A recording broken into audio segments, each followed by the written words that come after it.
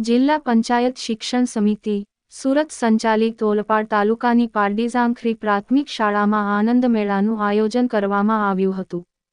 શાળાના રમેશભાઈ પટેલે આ પ્રસંગે જણાવ્યું હતું કે આનંદ મેળા થકી બાળકોમાં આનંદની સાથોસાથ વ્યવહારિક જ્ઞાન પણ કેળવાય છે, જે તેમના શિક્ષણમાં ઉત્તરોત્તર ફળદાયી નીવડે છે.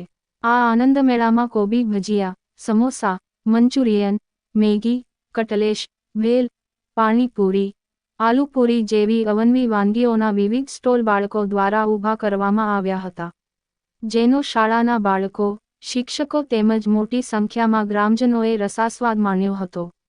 ખૂબ જ ઉત્સાહ અને આનંદ વચ્ચે યોજાયેલા કાર્યક્રમને સફળ બનાવવા શાળાના શિક્ષિકા ધર્મિષ્ઠા પટેલ, નીતા પટેલ, જશુ પટેલ તથા અનામિકા પટેલે બાળકોને જરૂરી માર્ગદર્શન અને પ્રોત્સાહન પૂરું પાડ્યું હતું.